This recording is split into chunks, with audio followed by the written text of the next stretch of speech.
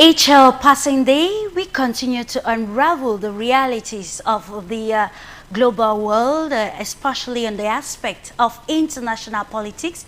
Welcome, ladies and gentlemen, to this weekend edition of your discursive, informative, and knowledge-sharing program. It is Global Insight. And today we are looking at war as a geopolitical tool for control, now diving deep into the tactics. According to geographers, the world is a sphere. Historians believe that history always repeats itself, and in international politics, war remains a means to an end and not an end in itself. That is why today's world, which is complex, is reliving the eras of the First, Second, and the Cold Wars. It is different now in the 21st century because it is occurring in a multipolar world with many actors, unlike in the past where the United States of America was the major actor at play in a unipolar setting. This edition, ladies and gentlemen, of Global Insight therefore dives deep into the intricate web of international relations and geopolitics with the complex theme of war as a geopolitical tool for control, understanding the tactics. According to report, as we take a walk down history's memory lane, it becomes obvious that war has long been viewed not just as a means to resolve dispute, but as an enduring instrument of power and authority on the global stage. Renowned political theorist Carl von Clausewitz stated that war, and I quote, war is the continuation of politics by other means, framing war as a political tool rather than an isolated event. In today's complex society, war takes on various forms, ranging from military conflict, trade wars, proxy wars, information warfare, biological warfare, among other aspects of it. Thus, today's edition of Global Insider seeks to understand the underlying tactics that states employ to maintain control, drive competition, and achieve their objectives. And the global, we also look at the global ramifications of war on the population as a whole. Welcome, ladies and gentlemen. This with a panel of experts, we're going to understand into defining the key terms and looking at war as a major feature of international politics and relations. And after the jingle, we'll uncover the panel and dive straight away to the analysis.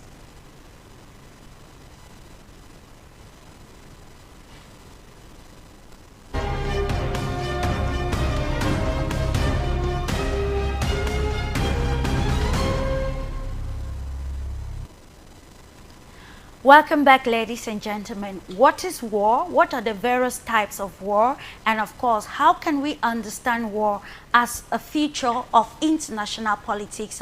Now, we are going to, first of all, uncover the panel that will give us clearer understanding on this very complex topic, war as a tool of political or geopolitical control that states do use in line with the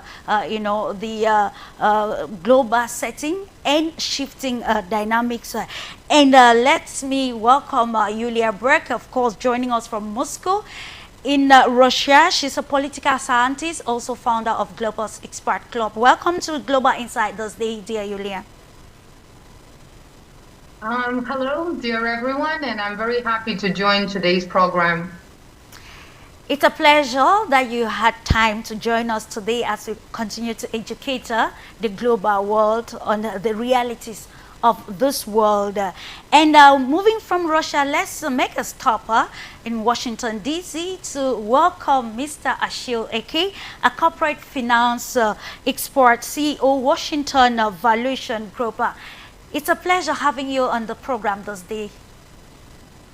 It's a pleasure. Thank you, Clarisse, for the invitation. The topic is very, very interesting, and I think 2 hours is not going to be enough for what we have to say, considering the panel, the quality of expert we have here. So we can do this maybe for the entire month that is still not going to be enough. But thank you for the invitation. We are going to try to be succinct, right to the point.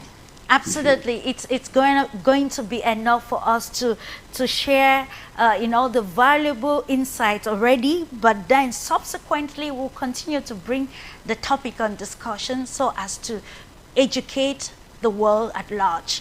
And we also now move to Germany. Let's welcome Dean Andromidas, co-editor ERLIR Strategic Alert.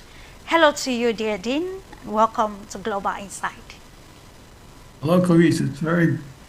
I'm very happy to be here again. And the topic, of course, is more than timely, since we have quite a few wars to talk about. And the whole geopolitical outlook is probably the leading cause of these wars. So I'm looking forward to listening to the other speakers as well. Absolutely, and that's why we call it a knowledge sharing program, to be able to understand different perspectives of today's global world and make decisions based on the realities and not on traditional rules that have been set for us. And we welcome another lady, CHRISTELLE NÈANT, who is a war reporter, deputy editor-in-chief, International Reporters. It's a pleasure having you this day. Hello, happy to be here with you. Looking forward to having, a very constructive discussion, especially as you have first-hand information on the ground of what war, especially military war, looks like. And we also acknowledge the presence of HARLEY SCHLANGER, who is joining from Berlin. He's an international spokesperson, SCHILLER Institute. And welcome to the program, dear HARLEY. Well, Clarissa, thank you very much for your invitation. I send my greetings to the other panelists, and I'm looking forward to a really scintillating, inspiring discussion. Absolutely, and of course I stay with you, dear Ellie, as we are going to dive deep into the topic for discussion. Then we'll first of all have this brief presentation from you, actually focusing on changing imperial geopolitics design for Africa then and now, before we go into the war as a future of international politics and its ramifications. Well, I think Dean said that war is usually the extension of geopolitical doctrine. Yeah. I would say the geopolitical doctrine serves imperial interests. And the whole idea of geopolitics is how to divide nations against each other, divide nations internally, religious, tribal, various kinds of identity breakups. And geopolitics was essentially a British invention for controlling the empire that they had. And I chose to talk about Africa first because Africa has been a target of predatory imperialist looters from the 15th century to the present. The method of looting has changed, and the method of causing the wars has changed, but the intent has remained the same: to extract the maximum amount of wealth from the African continent for the smallest cost. That's the old British concept of buy cheap and sell dear. Now, today what we're dealing with is a situation where the competition over raw materials is higher than ever. And the demand, as you pointed out, Clarisse, of the unipolar order for the lion's share of those resources has put it at odds with the growing sovereignty movement of the global south. So I just wanted to give a brief summary of what Africa has faced in terms of geopolitics, because it gives us a very good picture of what this whole fight is about. The question of why Africa has become an increasing target of imperial geopolitics, all you have to do is look at some of the figures. You have almost a quarter of the world's agricultural land located in Africa, 30% or more of known mineral resources, over 10% of oil and natural gas, and by 2030, 42% of the world's youth will be in Africa. Mm-hmm. And when I say that there's looting going on, the looting included for a long time slavery.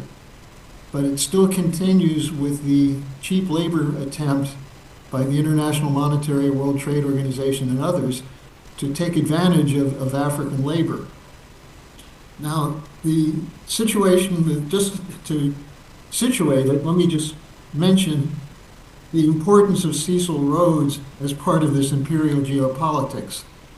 Now, he authorized the use of force and violence to sustain control. The Rhodes operation, I just will bring up a funny point to it. Lord Balfour of the Balfour Declaration told the House of Commons that Rhodes' investments in Africa will, in rail and telegraph, perform the basis for the development of Africa. Now, when he said that before the House of Commons, virtually the whole House broke down in laughter because they knew that Rhodes was a thief and a looter, and he had no interest in developing Africa for the people. But that represents, in a sense, what we're dealing with when you talk about geopolitics and imperial geopolitics. What Rhodes said in terms of the defense of why Britain should have an empire, he said, "The British are the greatest people the world has ever seen, but we do not know our strength, our greatness, or our destiny." So this is the idea of being the anointed by the Lord to take over the resources and use them for the benefit of the British people. Now, on geopolitics, we have to start with Mackinder. And he gave the famous speech in 1904 of the geopolitical pivot of history. Now, it's notable that he didn't really include much about Africa in his evaluation of the world's powers, of the world's countries. But he did acknowledge that Africa has a potential power due to its agricultural land, raw materials, and so on. And he said Africa's geography has a potential in shaping future geopolitical matters. And so his idea was that while Africa was not an immediate target, it would become a target, largely because it's at the, it intersects both Europe and the Central Asia, and as a result can be connected to Eurasia. That was Mackinder's whole idea. And therefore, the British saw holding places in Africa as of great value. Of course, so did the French and the Belgians and others. Now, then let me just give you a more recent example of this, what Clarisse identified correctly as the unipolar order. And one of those moments was in 1975, when the United States released a document called National Security Study Memo 200, under the auspices of Henry Kissinger, who was the Secretary of State and National Security Advisor. And what it argued is that there are implications of worldwide population growth for U.S. security and overseas interests. And what did he say in that? The population growth and he identified 13 countries. He said these are countries that as they grow, their people are going to demand that they have sovereign control over their own resources. And this will threaten the resources needed for the advanced sector. This became the actual doctrine of the United States under the Ford administration. It was a classified document. The African countries that he mentioned were Nigeria, Egypt, and Ethiopia. And additionally, he mentioned Pakistan, Bangladesh, Mexico, and others. And what he argued is that as population growth continues, there's a threat to the availability of the resources needed, especially for the advanced sector countries. And therefore, the West needs to come up with a policy for reducing the population growth in these countries that are growing. Now, what's one of the best ways to do that? War and civil war. And so I made the point, I wanted to start this by just saying that when you're looking at the danger of war, you have to look at the intent. Absolutely. It's not just that there's animosity between different peoples, different religions, and so on. There is an intent, and the intent of the imperial geopoliticians is to make sure that the resources exist for their cartels. And that's the example of Cecil Rhodes, who had one kind of way of enforcing it back then.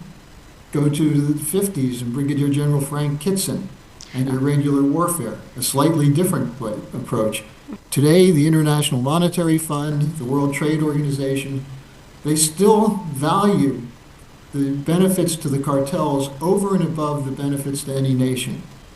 And the thing that's changed, and that's especially threatening to them, to the imperialists, is the emergence of leaders in the global south, including in Africa, who are standing up and fighting for the sovereign development of their resources for their own people. And now with the BRICS, they have an opportunity to stand up against the Western or global North imperial powers. Yeah. And so that's what we're looking at when we see geopolitical conflict leading to war today. In my view, there's no interest for any African country to go to war against another African country. Absolutely. The problem comes about when you have the West coming in and telling the Africans how you have to develop. And my final point here is that I think Naledi Pandor did a service to all people in the world, not just for Africans, but the whole world. She's a former foreign minister of South Africa. When Secretary of State Tony Blinken came to South Africa and started lecturing her on how South Africa should function in the world, she said, "Excuse me, sir, we're a sovereign nation. Don't come here to lecture us about your democracy." And that's the challenge and the threat to the West. They see China and Russia moving in and helping African countries develop.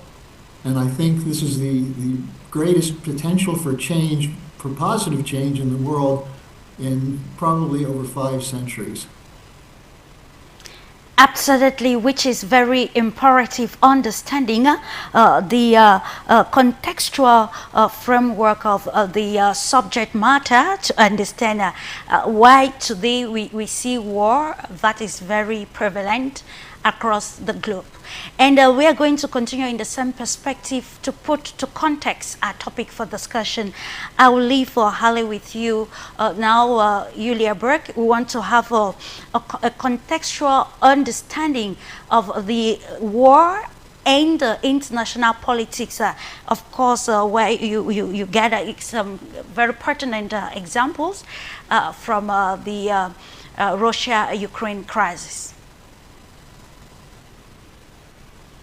Well, war is a part of politics, and I completely agree with Harley Schlanger, who just spoke that it was being used as a tool for mostly for achieving such aims as getting access to resources or depopulating certain territories or destroying economies or even civilizations.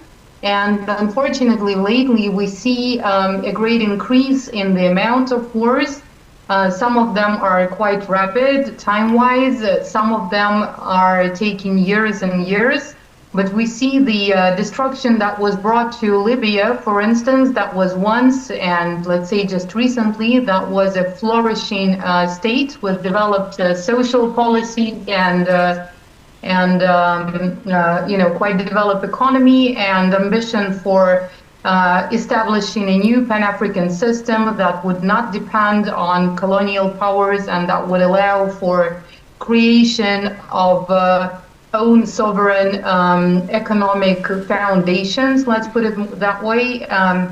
And we saw, unfortunately, quite a lot of examples when civil wars were ignited and initiated in order to once again divide and conquer and achieve the goals of receiving the access to resources. But now the wars have also transitioned and they have transformed into many other shapes, including informational wars, when psychological warfare becomes one of the key issues. And sometimes it serves as a foundation for physical or military operations, but sometimes it just stays at that level. Sometimes it just stays at that level and it destroys societies from the very inside. So I think it's one of the aspects that is also worth talking about today, and I see that there are quite a lot of experts who could elaborate on this even more. which is very imperative, of course, looking at how maybe the historical perspectives on war as a political tool transcend to the realities of today's world. I think I will come to you, ACHILLE EKEU, to look at it from the African perspective, because when we have a topic like this on the table, we begin to understand what actually was the intention behind, like Harley mentioned in his analysis. When you look at war, what is the intention? Because from you know, a research across the African continent, you would discover that, you know, war has increased across the continent, crisis per se.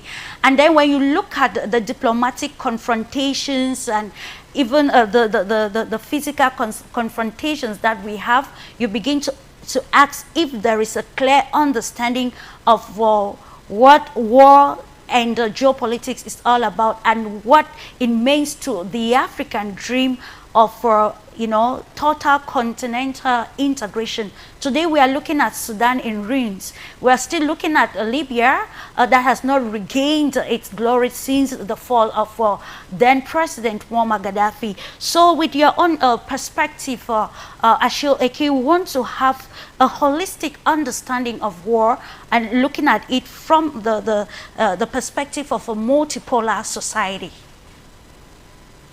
Well, thank you, Clarisse. Well, this topic is very broad. We can, you know, approach it in different angles. Absolutely. Well, I would say that with regard to Africa, you know, Africa is really living in a situation where it's what's happening in the continent is the consequences of so many events, you know, that are beyond African control that happen in Africa.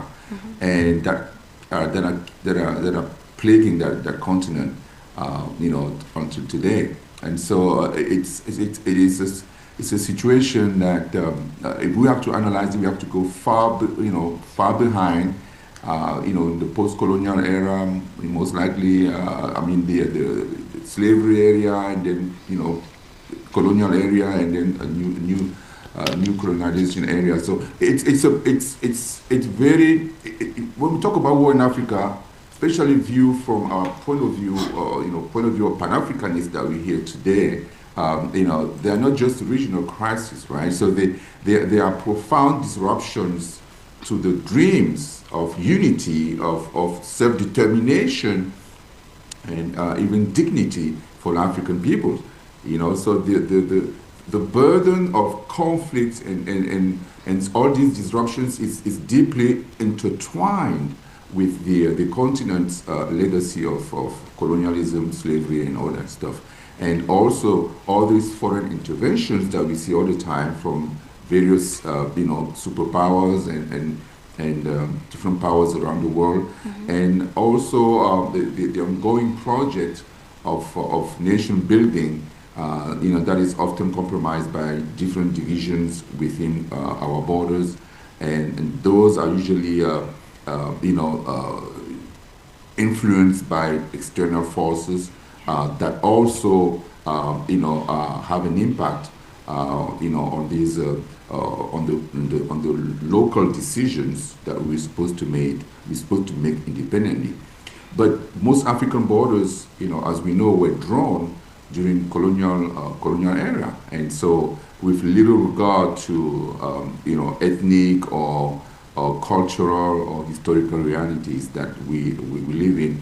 So therefore, the groundwork for disputes, for conflicts, you know, and different competing claims from different parties are fueled today by these decisions that were made, you know, by external forces. So you know, it's fair to say that foreign interests, you know, especially driven by, you know, ambition, extractive ambition, you know, power, control, and looking for resources, you know, that they can use for the benefit of their lands, or the people in their lands.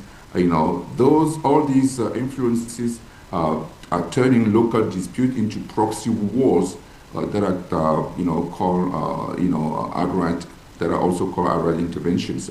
So I would say in too many cases, Africa's war became, battlegrounds for global powers to deprive Africans of their resources and then create a situation that they have total control to allow them to be able to use those resources indefinitely.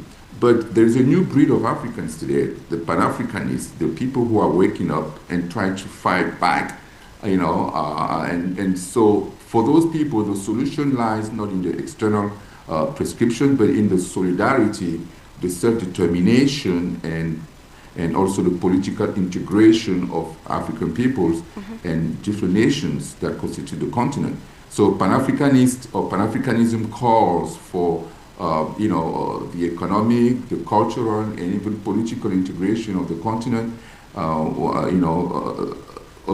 Also for a refusal to allow divisions.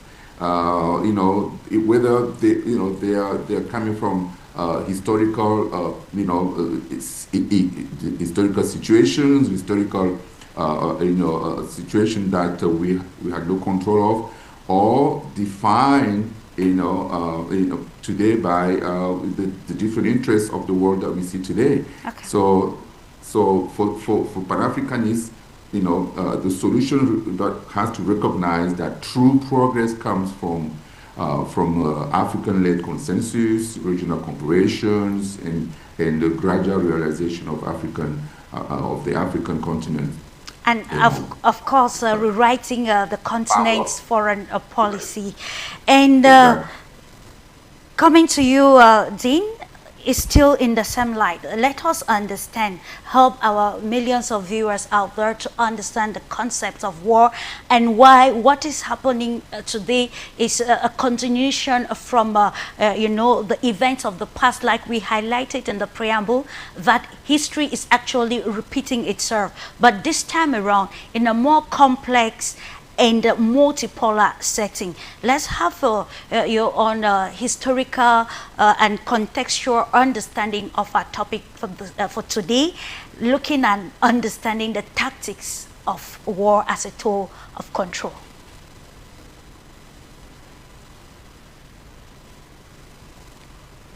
Hello, Dean.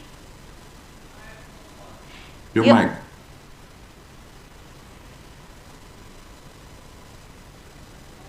Your microphone. Your mic is muted, please. Okay. Okay. Okay, I would like to give an historic example and show how that is, as you just said, repeating itself. As Harley said earlier, the actual inventor of, one of the inventors of geopolitics, of course, is Alfred Mackinder. And he wrote his seminal paper is The Geographical Pivot of History. And this he wrote in 1904. This is a very interesting year, what you see what followed it. And of course, geopolitics is just a different way, is a way of trying to make British imperialism polite discussion among people. So he goes through all sorts of things about history and blah, blah, blah. But what caught my mind is, what caught my attention was right in the middle of this, because the whole paper is actually a polemic against the Russian Empire. Mm-hmm.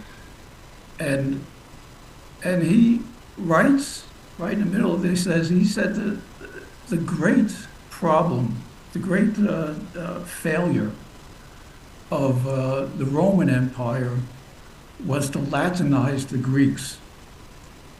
And therefore, it was the Greeks that Christianized the Russians and the Slavs. And this, he defines this as a great problem. And I found it rather interesting because this is the cultural warfare of the British, because the Greek Orthodox Church, Orthodoxy, is not just the religion of Greece and Russia, but it is the Christianity of the East. The Orthodox churches, as you know, are throughout the Middle East. There's Armenia, there's Georgia. In Africa, there's Ethiopia. And these are all the countries that were one way or another targeted. And then right after this, he talks about the whole question of continental railways. He laments the fact that he says that of course the British Empire was built and that building accelerated with the opening of the Suez Canal on maritime trade. The British Empire basically captured maritime trade.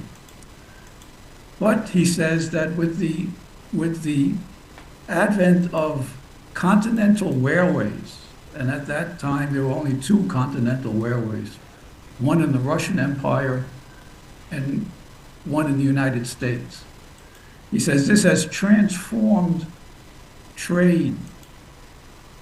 No longer is sea trade, no longer will sea trade be prominent, because with railroads crisscrossing the entire length and breadth of Eurasia, this would allow the transport of goods directly from the exporting factory to the importing warehouse, without having to go through different operations in order to put it on a ship, take it to a ship. The ship goes to another port. Another train has to take it from that port to bring it to the customer. Mm-hmm. But with continental railways, this operation is direct. And he laments the fact that within a few decades, he says, railroads are crossing throughout Eurasia. And this enormous area, basically the Russian Empire and China, is so rich with resources and would have so much potential. And we, as a naval power, marine power, would have no access to it, because we can't bring the British Navy into Central Asia. And this is the big challenge for the empire. So that's quite clear. I mean, he doesn't say directly we have to conquer Russia, but it's quite clear. And if you realize what happened just a few months after the publication of this paper, the British ally in the Pacific, Japan, whose fleet was basically built by Great Britain, went to war against Russia in the Pacific. They sank the Russian fleet, and they defeated Russia in Manchuria in a very, very bloody war for both sides. That totally destabilized Russia. You had the 1905 revolution, and of course, that war was followed by World War I and the Russian Revolution. And the world, and if you look at a map of the world, and I want to see if I can share my screen.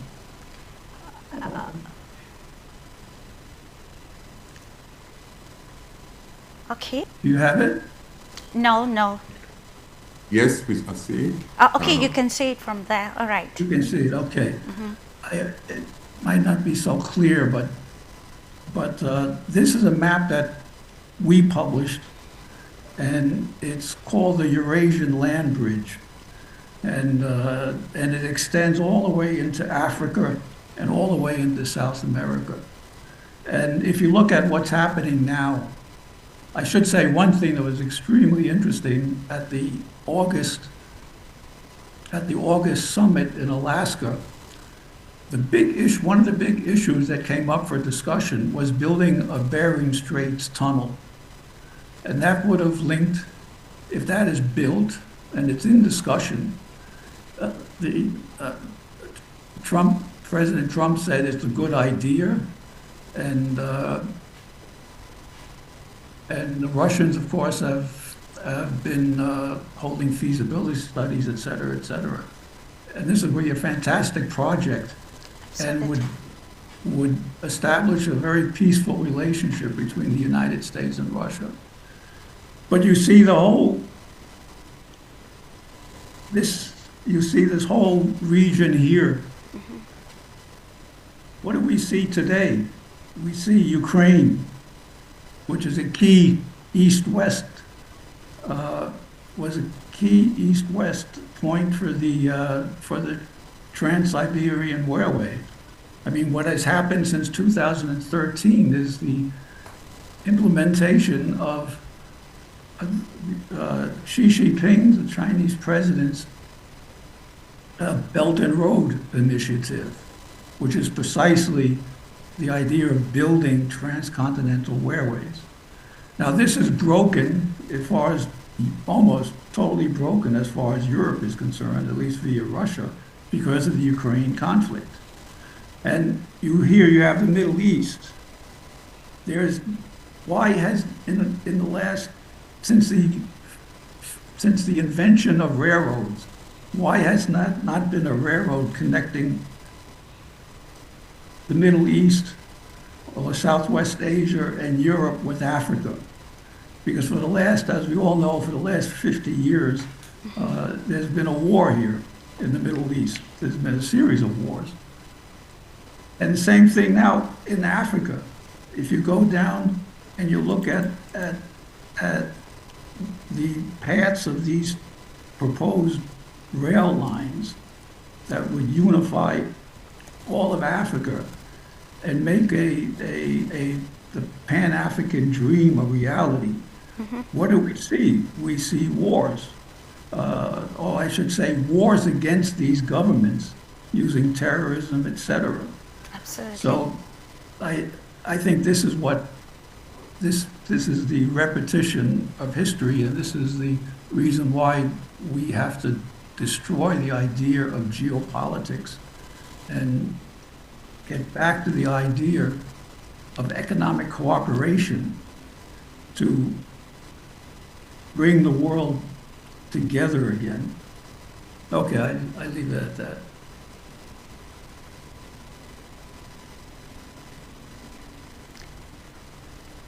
Okay, and of course, having a better understanding, the historical understanding of how wars are being shaped and the intention behind it will help a lot in the 21st century, and then with new level of leadership to understand the dynamics of international politics, so as not to be held in the web of ignorance while navigating the complex global world of politics. And to you, Christelle, you actually have lived not just first time, but then first-hand reality of a war zone, as you've been very keen, following up the proxy war between Russia and Ukraine. And from your own perspective, we'll appreciate if you take your full experience to give us a holistic understanding of this proxy war and how it presents war, the future of international politics, or a tool for maybe powers to maybe define their gains, fame, and control over states or resources. Thank you. No, we see with the conflict between Russia and Ukraine that war is not only a way to access resources to one of the parties. In this case, it's even to both of the parties, because Ukraine is also a country which has a lot, including agricultural land and what's underground. Ukraine has a lot of coal, of gas, a lot of interesting minerals. I mean, all have remembered these mineral deals between Ukraine and its British and then American partners. But we have seen that this war is not only good for the West to impoverish and destroy or limit the quantity of people. We see that the losses, for example, of the Ukrainian side are really heavy, and despite this, on the Western side, they still want to continue this war because the more Slavic people are dying, the better it is for them. But we see also that this war is also used as a geopolitical tool by the US to prevent, for example, the European Union countries to develop, to become a competitor. This war has been used as an excuse to push countries of the European Union to put sanctions, which in the end are much more bad for their own economies than for the Russian ones. The destructions of the Nord Streams, for example, and all the sanctions which have been taken have pushed helping develop their economy in a very competitive way.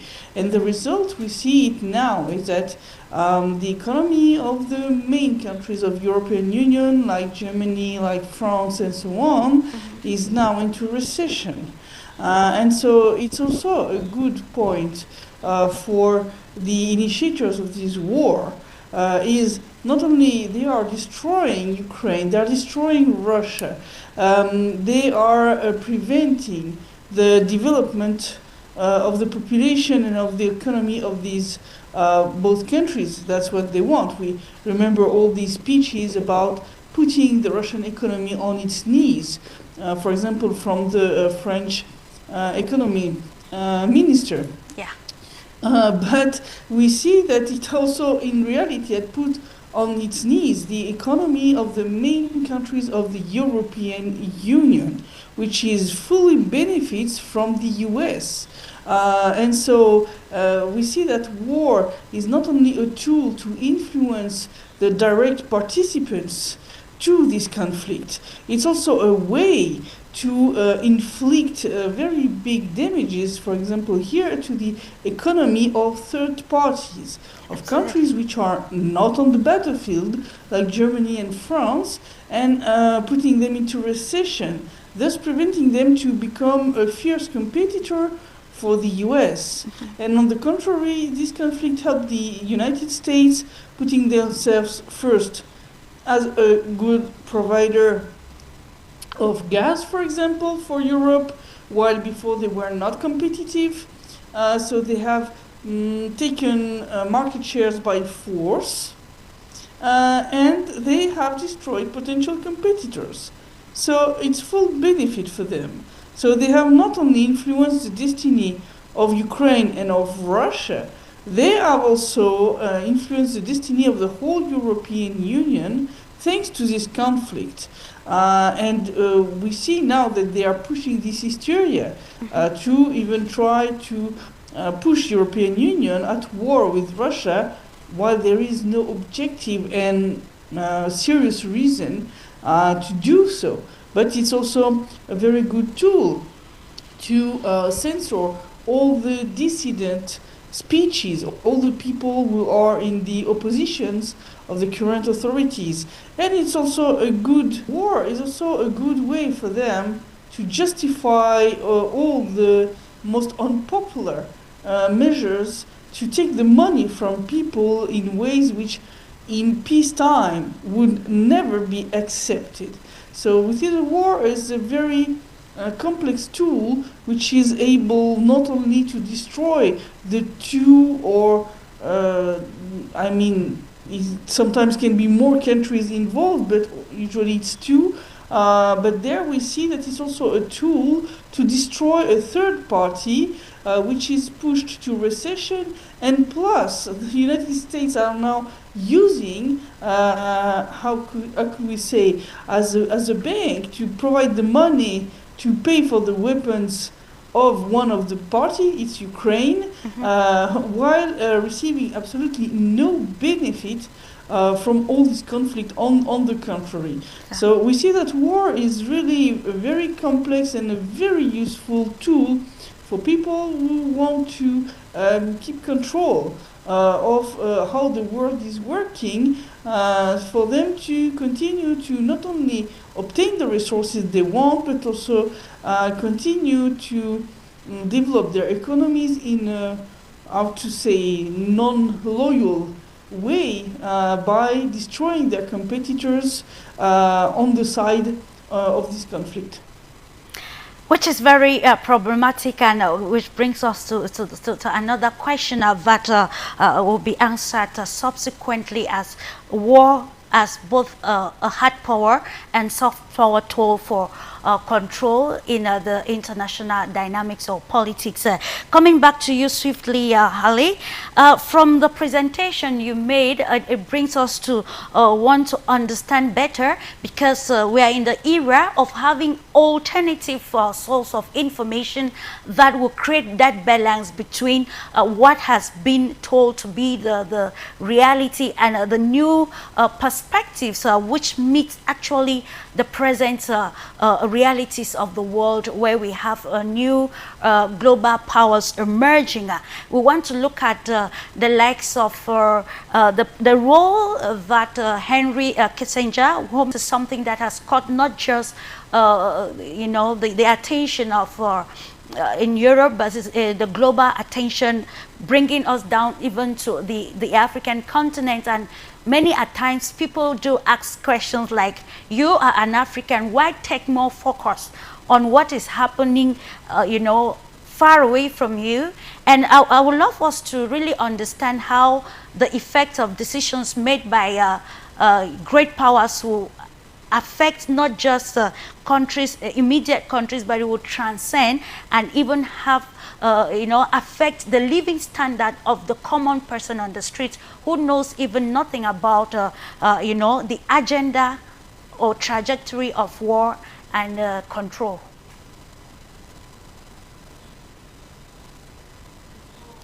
Please, your mic is muted.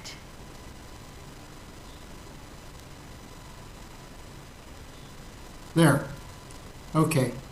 That's a broad question, so I want to narrow down a couple aspects of it because of the time considerations. But I think if you look at the question of geopolitics leading to war, what's the alternative? It's the idea of mutual benefit. And this goes back to a war, the end of the 30 Years' War in Europe in 1648 with the Peace of Westphalia, where they said that nations should work together for mutual benefit, to treat other nations the way they would like to be treated. And this put an end to religious war for some period of time in Europe, although not fully. But there's an interesting thing that happened in 1999. Tony Blair came to the United States and gave a speech, and he said, the era of Westphalia is over. Instead, we have to have a doctrine which is now known as the responsibility to protect. If a country has a government which we disagree with, and we're a superpower, we have a right to go in and overthrow it. Now, this is an excuse for regime change. You talk about Ukraine. What started the situation in Ukraine? It was, on the one side, it was NATO expansion, but on the other side, it was the regime change coup against the Yanukovych government. And who funded that? It was the Americans and the British. And what was one of the weapons they used in that? It was psychological warfare. It's the idea of, on the one side, censorship, and on the other side, basically lying, propaganda.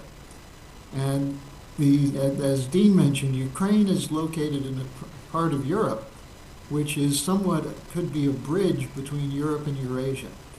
And instead of having Europe and Eurasia cooperating, which would mean the idea that de Gaulle had of a Europe from the Atlantic to the Urals, and then you can extend that to the Pacific, instead you have Eurasia at war.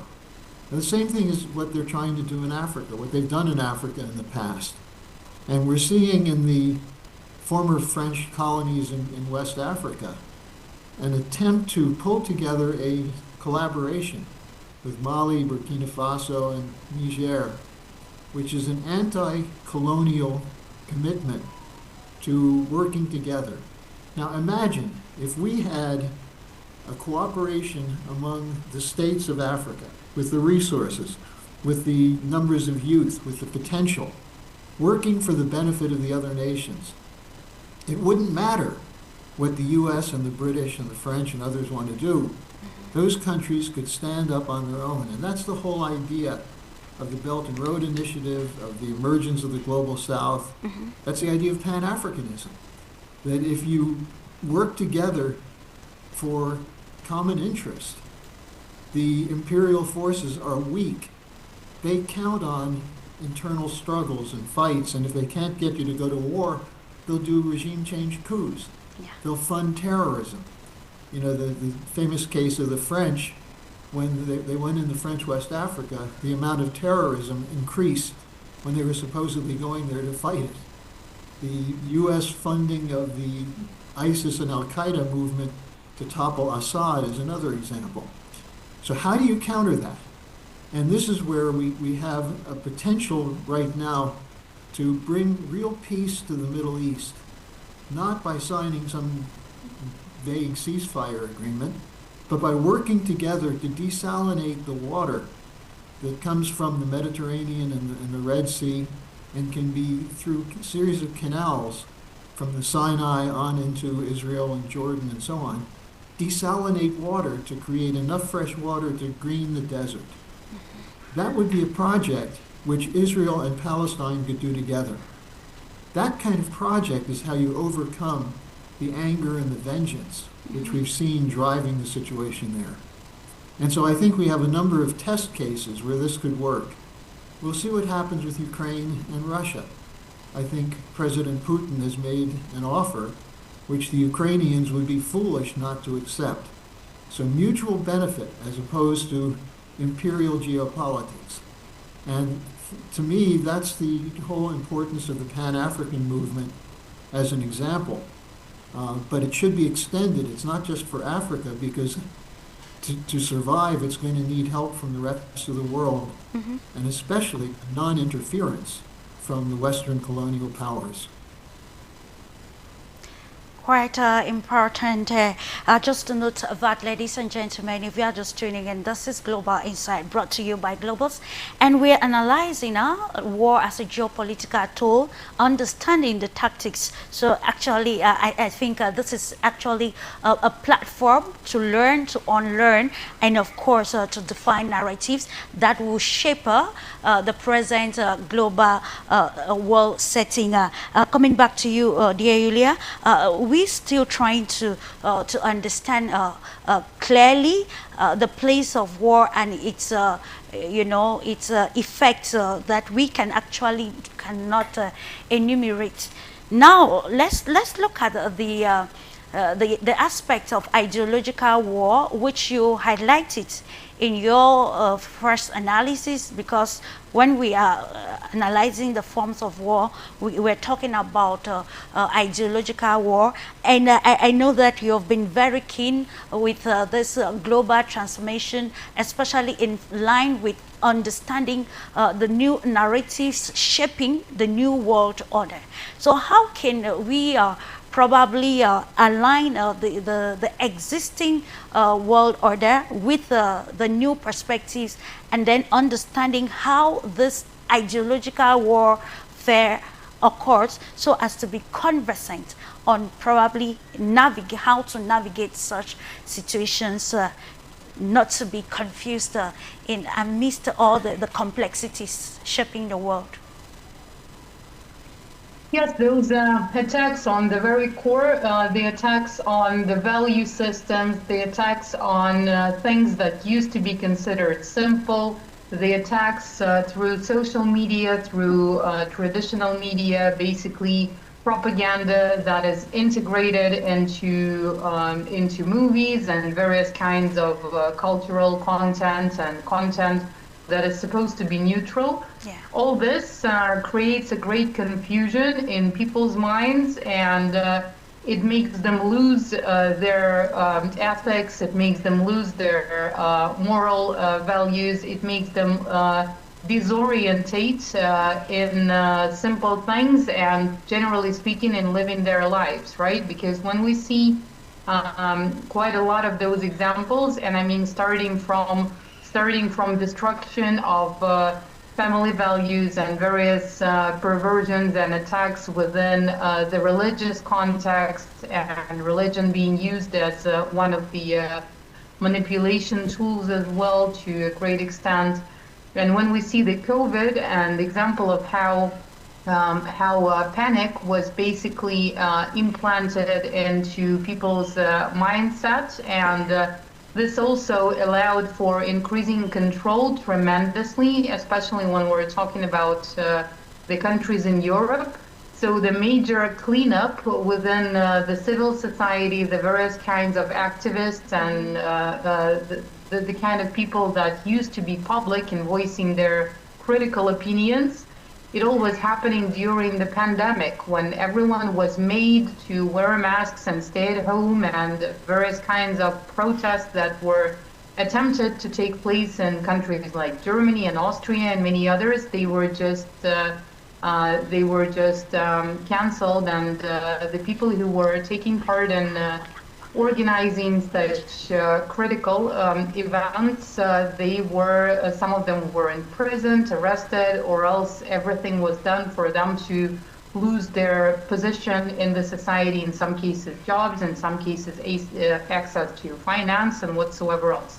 So of course it's a very, it could be perceived as quite a controversial topic, yet at the same time we see that the level of consent and the level of, let's say, civil obedience, not in a good way, in Europe has changed a lot after the pandemic, because it was on top of everything else, it was a major psychological war against its own population, aimed to set additional means of control.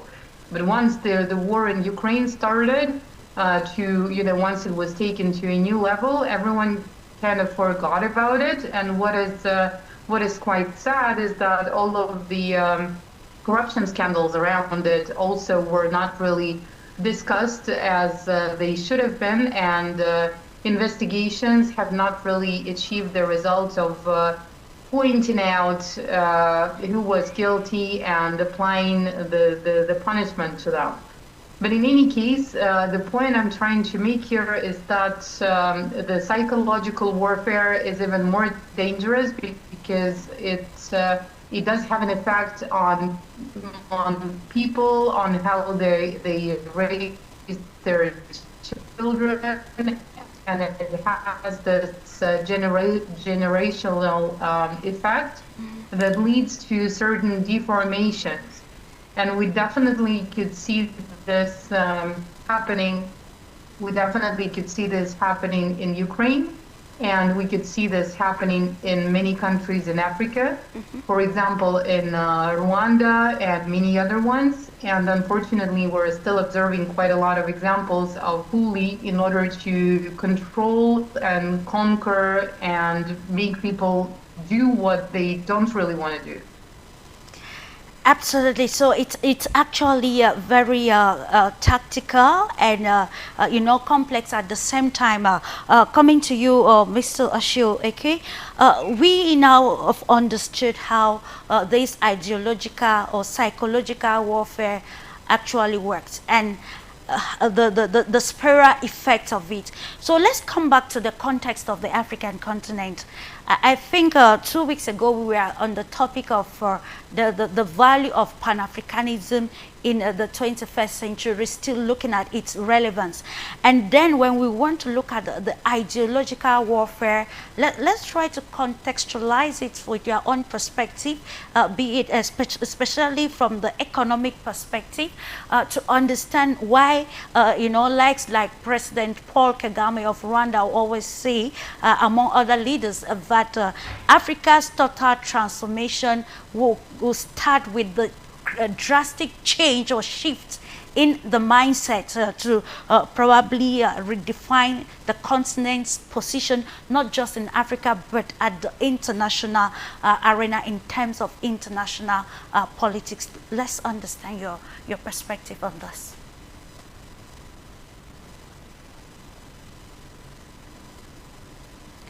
You are muted, please. Yes, thank you, Clarisse.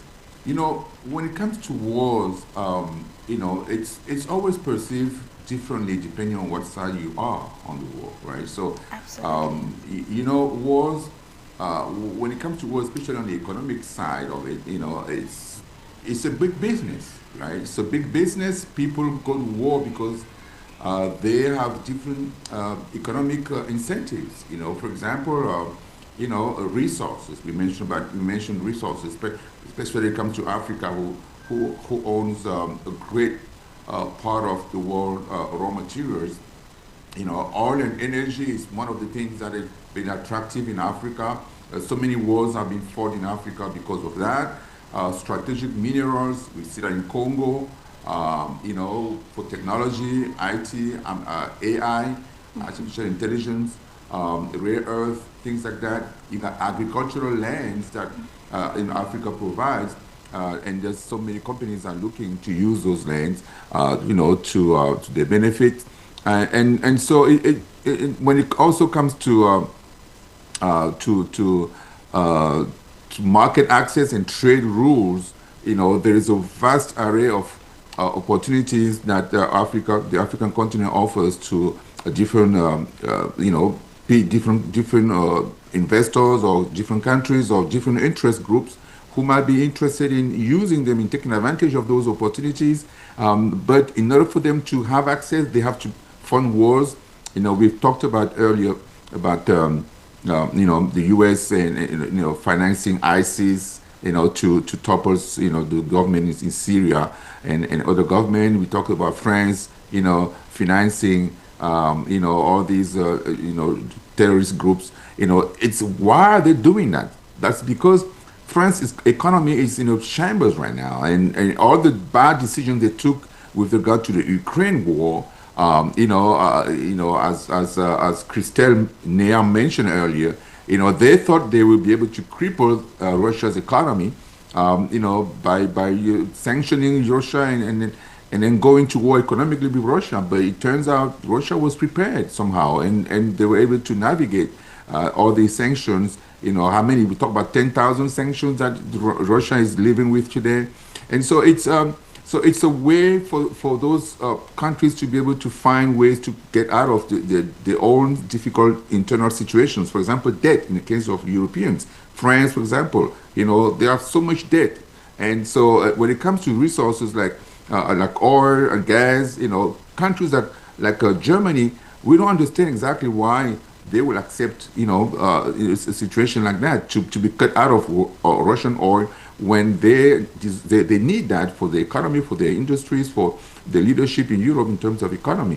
But coming back to Africa, I think African countries are beginning now to understand that, well, it's no more enough to be able to sell raw materials. We have to be able to, you know, create our own industries. You know, we have to be able to refine those products and sell the product, the finished product, so we can get more value, more added value on those resources. And you can see from different countries now, different areas, many countries, you know, especially organizations like African Bank, the African Bank that are strongly recommending that many African countries, you know, instead of selling raw materials, they should be able to transform those raw materials in the continent, so they can provide more, or they can get more resources, so they can develop the continent.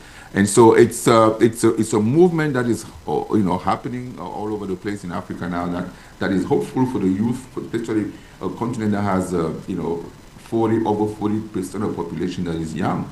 And those people, they're going to need resources, they're going to need energy, they're going to need you know, industries to work. And so we have everything that we have on the continent that could satisfy those needs, but they are not well used. And there are so many influences that are you know, also impacting those decisions. And also the leadership that we currently have, you know, they're not the right leaders that we need for the continent right now. So it's a lot of things that need to be, you know, I mean, we have so many different issues that we need to solve, so we can come to a position where we can really harness the resources that we have, the power of our youth, and so that with the economic might that we you know, or the different strategies that we can put in place so that we can maximize on all these resources to make Africa the place to be in the future. But it's going to take some time, and that process is ongoing, and we are very hopeful that you know, sooner or later we are going to get to that place. But so far we see what's going on with Mali, Niger, and Burkina Faso as a template of, you know, for us to be able to analyze and maybe expand on that in the whole continent, so that gives us more opportunities for other countries. Absolutely, absolutely. And of course, it is not going without distraction, like we had recently about the reports of increased insecurity in Mali or in the Sahel region, and then we want to understand this security warfare which is at play at this juncture. So at any particular moment, it is very imperative for actors or those at the helm to bring forth tactics that will handle all the challenges that will probably come with this type of radical independence, especially as far as controlling resources are concerned.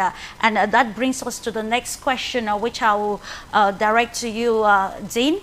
We are looking at war here as a future of international politics in both as a hard power and as well as a soft power, to understand how resistance can, you know, gaining independence can create another aspect of, you know, of soft power war in a country, like we just highlighted the situation in the Sahel. And then there is a recent situation happening in Nigeria. We note that the United States, under its President Donald Trump, recently has made a stern statement about going to Nigeria, highlighting what he called Christian genocide, and it has actually attracted diverse perspectives pertaining whatever thing should be happening in Nigeria. So we want to look at this future of international politics, which is war, and how it is being maneuvered with the internal challenges of a nation to meet that intention of a superpower or those at the helm in terms of power, control, and of resources and minerals. Your mic is muted, please.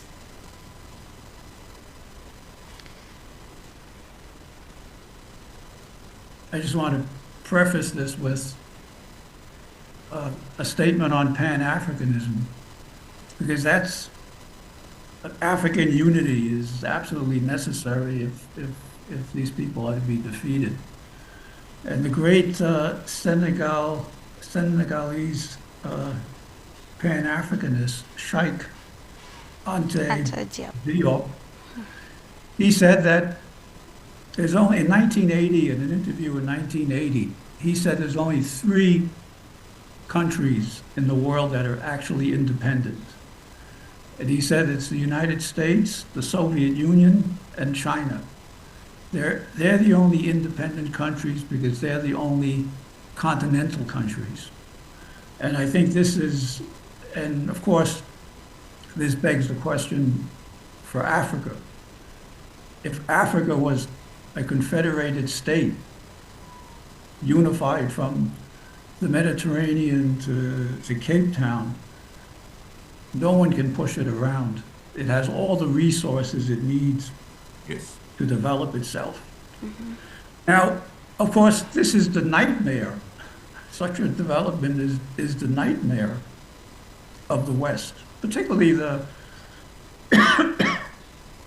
New York City, the Wall Street, and the London-based financial establishment, which thrives on speculating on the commodities that they're stealing in Africa.